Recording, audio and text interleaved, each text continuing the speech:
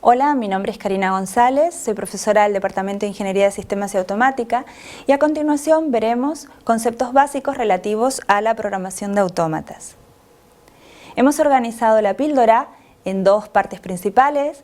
Primero veremos los conceptos relativos al funcionamiento básico del autómata y a los tiempos de ciclo, para luego ver un ejemplo de ejecución cíclica de un programa. ¿Cómo funciona un autómata? Pues el autómata tiene distintas etapas cíclicas que se producen de la siguiente forma. Primero, la CPU del autómata lee el estado de las entradas. Luego, el programa almacenado en esa CPU utiliza dichas entradas para efectuar la lógica programada. Durante la ejecución de ese programa en la CPU, actualiza los datos y finalmente el resultado de esta ejecución lógica se transfiere a las salidas del autómata. Entonces, podemos ver que existen distintos tiempos de ciclo en esta ejecución. Podemos identificar 5 tiempos básicos de ciclo.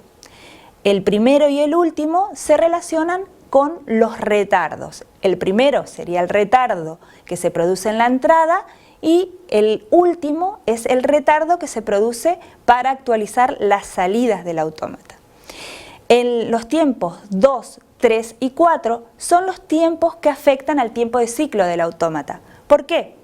Porque en la etapa 2, en el tiempo 2, se produce la vigilancia y la exploración de las entradas. ¿Qué es la vigilancia? La vigilancia es comprobar, se denomina watchdog a esta comprobación, comprobar si se ha superado el tiempo de ciclo máximo para el autómata.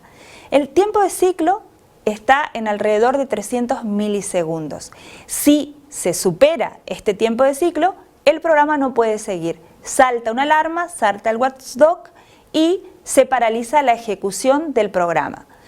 Si resulta que la vigilancia es positiva y no se ha superado ese tiempo de ciclo, entonces se produce la ejecución del programa del usuario. Luego se ejecuta la lógica del usuario, se transmite el resultado de esta lógica a las salidas y finalmente se produce ese retardo en las salidas físicas del autómata, ese tiempo de actualización de retardo. Y nuevamente vuelve a ejecutarse el programa en estas etapas tal como lo he descrito. Bien, podemos ver entonces que la variación de las entradas no se ve afectada durante la ejecución del programa hasta que comience el siguiente ciclo del autómata. Tampoco se manejan directamente las entradas y las salidas físicas, sino con lo que trabaja la CPU es con una imagen de estas entradas y estas salidas físicas. Y esto se adquiere al comienzo del ciclo, ¿vale? Y además se modifica el estado de la salida según el resultado de la ejecución lógica al final de este ciclo.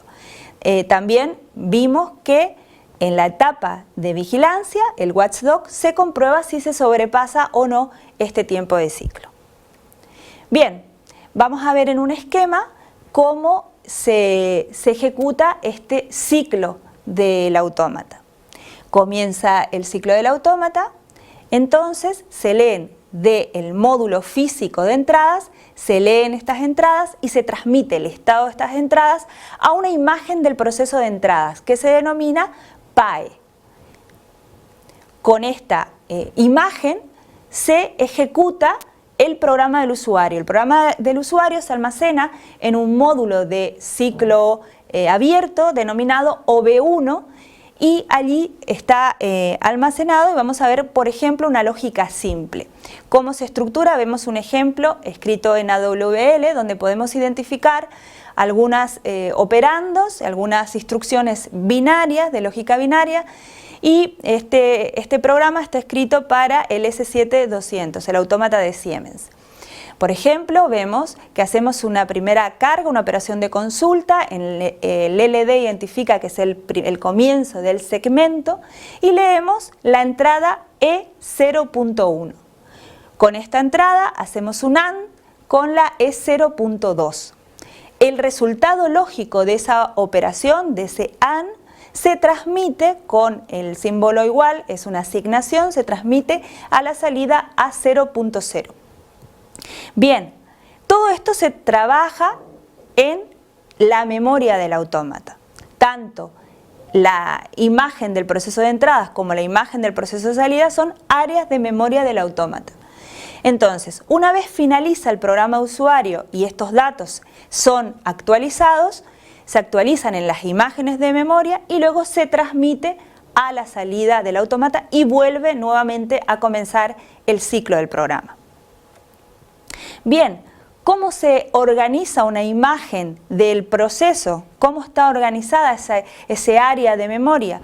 Podemos ver aquí, por ejemplo, tenemos un módulo físico, su equivalencia en el área de memoria de entradas sería la siguiente.